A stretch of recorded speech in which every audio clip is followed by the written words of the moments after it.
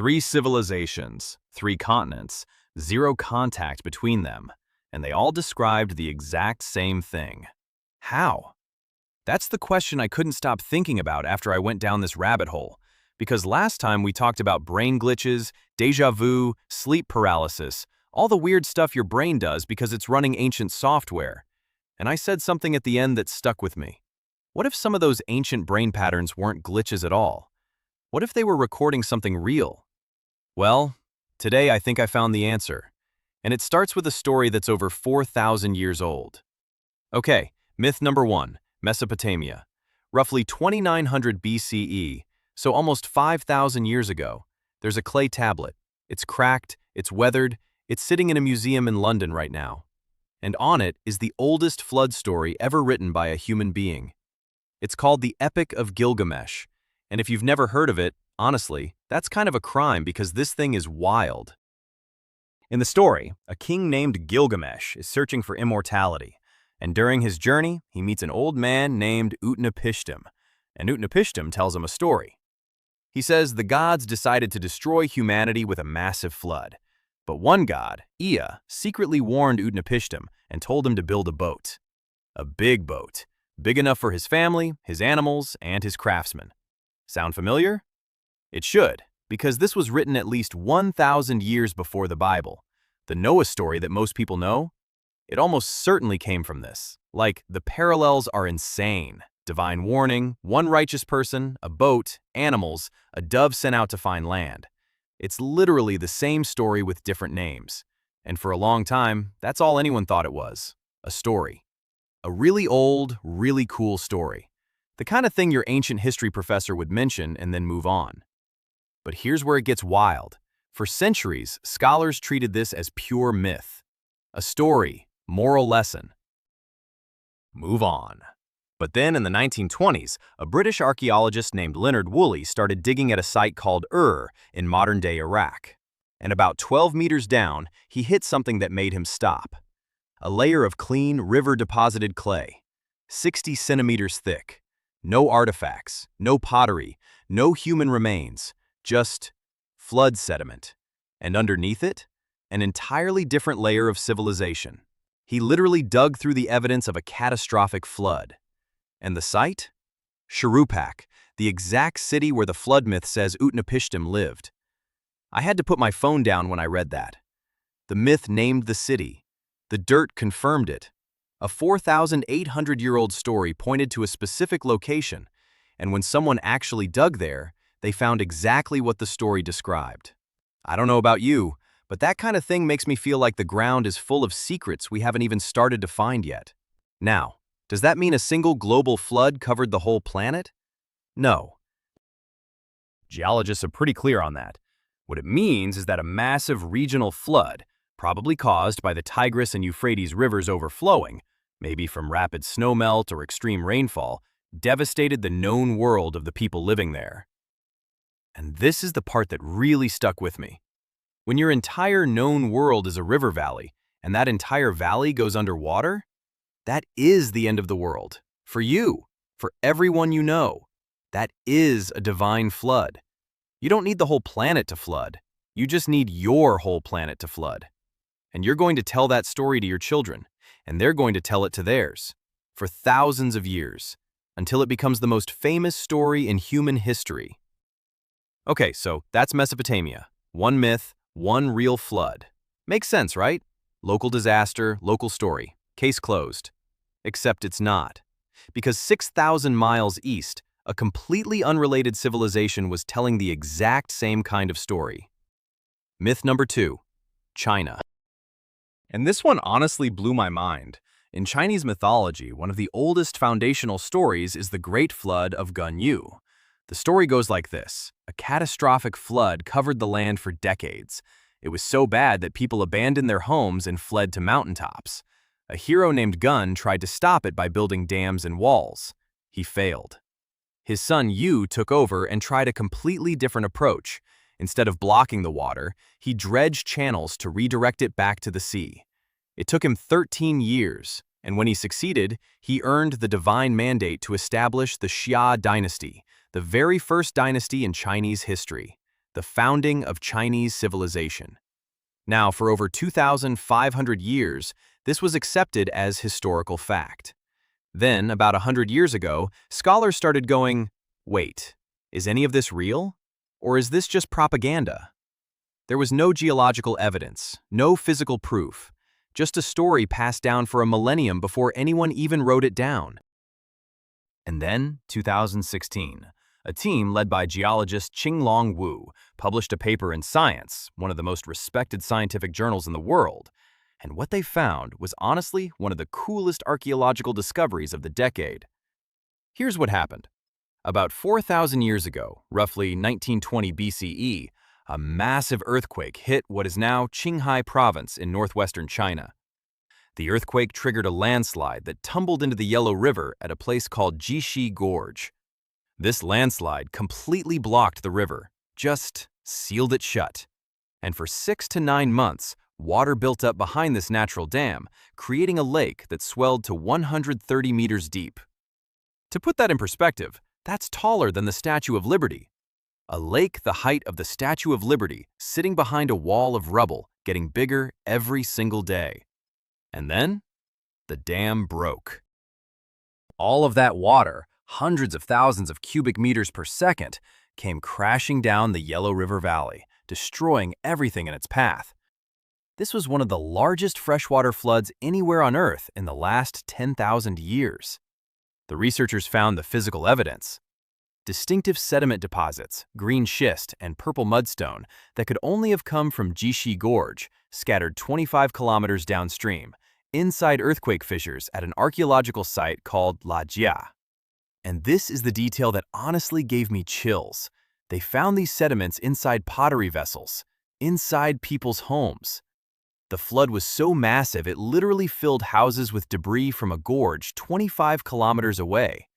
People were eating dinner, and a wall of mud from a mountain pass 25 clicks upstream came through their door. That's not a metaphor. That's what the pottery shows. And here's the kicker. Using radiocarbon dating on the skeletons of 3 children who died in the initial earthquake, they placed this event at approximately 1920 BCE.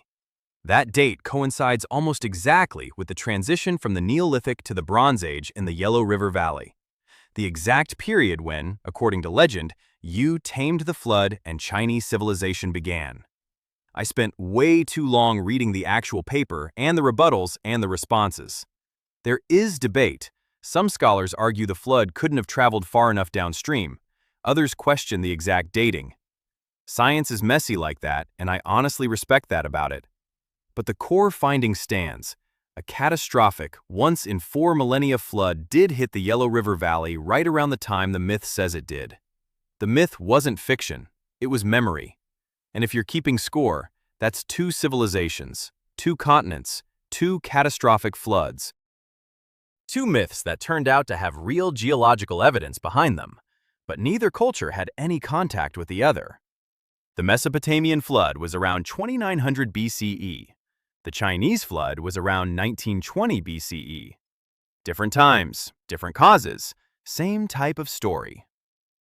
Now, before we get to myth number 3, and honestly, this is where the whole thing comes together, hit subscribe if you're into this. About 80% of you watching aren't subscribed, which is kind of wild to me. It takes less than a second, and it means I get to keep going down rabbit holes like this one. Okay, let's go. Myth number 3, Mesoamerica. And this is the one that ties it all together. The Aztecs had a concept called the 5 suns. The idea was that the world had been created and destroyed 4 times before the current age. Each previous world, each sun, was ended by a different catastrophe. And the 4th sun? The 4th sun was destroyed by a great flood. The waters rose so high that the sky itself collapsed.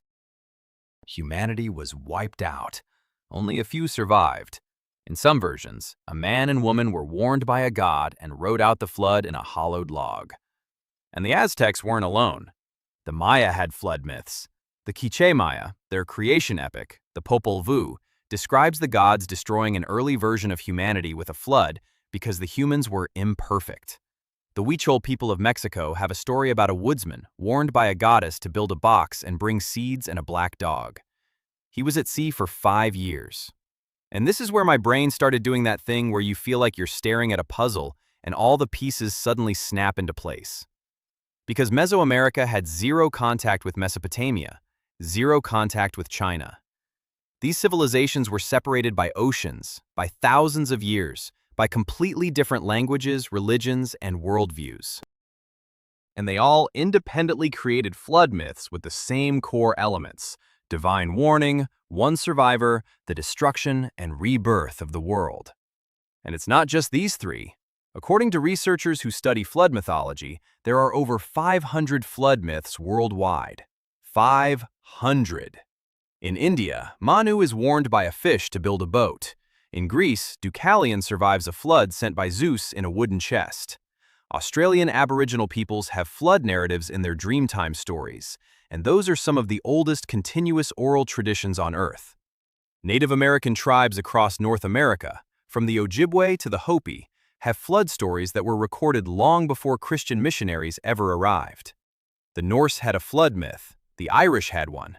There are flood stories in Tibet, Kashmir, Peru, and Hawaii. Over 500 cultures. Every single continent except Antarctica, most of them with no connection to each other. I'm not gonna lie, when I first saw that number, I thought it had to be exaggerated. 500? Really? But the more I read, the more I realized this is one of the most documented patterns in comparative mythology. It's not fringe, it's mainstream anthropology. So, what's actually going on? There are basically two explanations, and I think the real answer lives somewhere in the middle. Explanation 1. These are all memories of real, local floods. And this is the one with the most science behind it. When sea levels rose dramatically at the end of the last ice age, between about 18,000 and 8,000 years ago, coastlines all over the world were swallowed. The Persian Gulf floor, which is now 40 meters underwater, was once a huge, fertile, populated plain. People lived there, farmed there, built communities there, and then the water came. Slowly in geological time, over centuries, but fast enough that human communities living on the edges watched the shoreline creep closer year after year.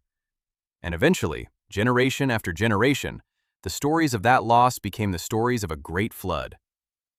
The same thing likely happened in hundreds of river valleys around the world. The Black Sea may have experienced a particularly rapid filling event. Some researchers have argued that Mediterranean water broke through the Bosporus Strait and flooded what was once a freshwater lake, raising levels fast enough that coastal communities would have had to literally flee. That's debated, and the evidence isn't as clean as the Jishi Gorge paper. But the pattern holds. If you lived in a low-lying river valley, which is where most early civilizations existed, because that's where the farming was good, then at some point, a flood destroyed your world. Not the whole planet, your farmland, your neighbors. Everything you knew, and you remembered, and you told the story. Explanation 2. Floods are universal human experiences, and myths are how humans process trauma and uncertainty. This is the psychological angle, and honestly, I think it's just as important as the geological one. Every civilization near water experienced floods. Every civilization needed a story to explain why bad things happened to the whole community at once. The divine punishment plus one righteous survivor template is powerful because it does two things. It explains the disaster and it gives hope. It says the world can end, but someone good survives. You don't need contact between cultures for that template to emerge. You just need humans, water, and fear. That's not a coincidence of geography. That's a coincidence of psychology. It's the same pattern recognition system we talked about in the brain glitches video. Your brain taking chaos and turning it into a story that makes sense. The brain doesn't like randomness. It never has. So it creates narrative. And the most powerful narrative is, this happened for a reason and someone made it through.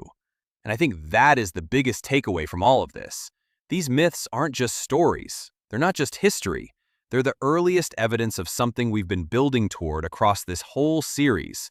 The human brain taking real events, encoding them as patterns, and turning those patterns into narratives that survive for thousands of years. Long enough that by the time someone finally wrote them down, nobody remembered the flood was real. it had become myth. Think about that for a second. A river overflows in 2900 BCE. Thousands of people die. The survivors tell their children what happened. Those children tell their children. And somewhere along the line, maybe 200 years later, maybe 500, the details start to shift. The river becomes an ocean. The flood becomes global.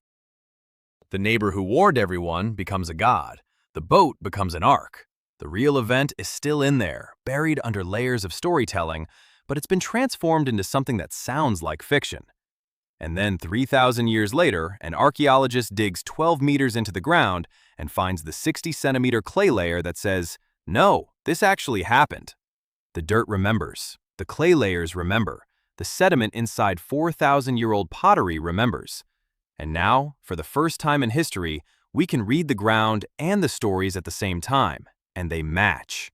That's honestly kind of crazy when you think about it. And here's what connects this to what's coming next. These floods didn't just create myths, they created rules. When a civilization survives a catastrophe, it doesn't just tell a story, it changes its behavior.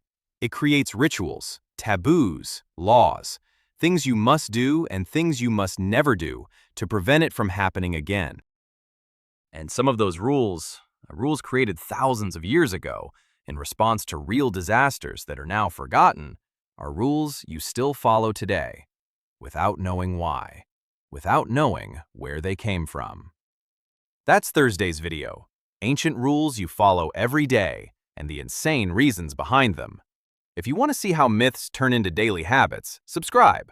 Drop a comment telling me which myth surprised you the most. For me, it was the Jishi Gorge discovery. The idea that sediment inside pottery vessels proved a 4,000-year-old legend was real. That's honestly one of the coolest things I've ever learned. I'll see you guys Thursday.